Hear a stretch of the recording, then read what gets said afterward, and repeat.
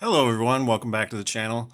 Today we are taking a look at a couple of action figures made by Mego, Jean-Luc Picard, and Commander Data from Star Trek The Next Generation.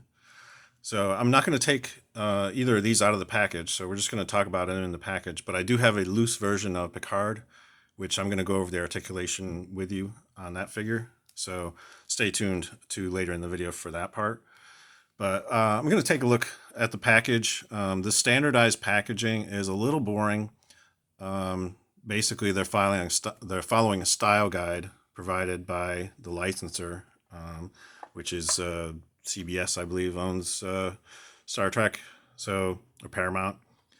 But so it doesn't allow for a lot of flexibility in terms of like the styling. So you always get a picture of the lead from whatever series it is. Like on the original series, you get a picture of Captain Kirk.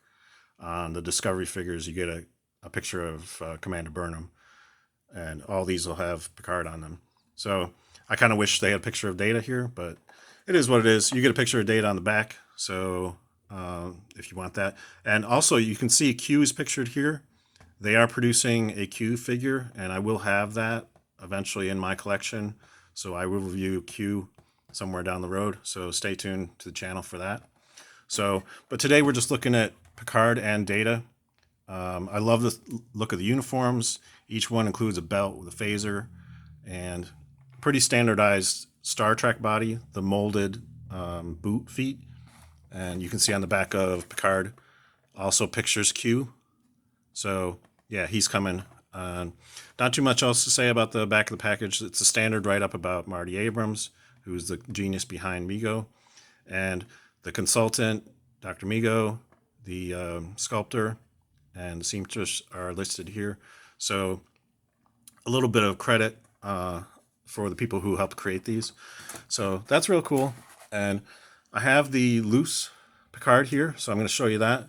As you can see, he can hold his weapon, he can aim it. And we'll go over the articulation on this real quick. I actually put the belt underneath the uniform so you can see the detail on the front of the uniform a little bit better. So that's possible to do. You sort of like lift the uniform up, put the belt underneath, and you can still holster the phaser there. So articulation on Megos is pretty standard. You get a rotation. They're held together with two O-rings crisscrossing inside the torso. So rotation at the thing. You got to be careful not to knock it out of alignment, but that happens sometimes. Elbow articulation, wrist articulation, and wrist swivel. So that's cool. At the hip, you got this kind of articulation. Single joint in the knee, no articulation in the ankle because this is a molded boot. So this entire section is a molded boot from here all the way up to the knee joint. So, and head articulation, basically a spin. There's no up and down, side to side, basically back and forth, and you can spin all the way around. And at the waist, there's waist articulation, pivot, and a little side to side. So that's kind of nice. These are very sturdy figures, but you gotta be careful about knocking it out. See, I think I knocked out the yeah. You got to be careful. They get knocked out of alignment. So I'll have to fix that shoulder later on. But they're pretty easy to rectify. It's just sort of like gets a little knocked out of whack. But they will stand on their own. Given enough patience, you can get it to stand on their own. A little top heavy, but yeah. Probably not going to be able to achieve it today. But take my word for it. They will stand on their own. And the ones with larger feet, you can see the feet on these are a little bit smaller. The ones that actually wear boots, because other Mego figures have articulation at the ankle, whereas the Star Trek figures, most of them do not. So a little bit of difference in there, but basically standard Mego bodies are mostly the same.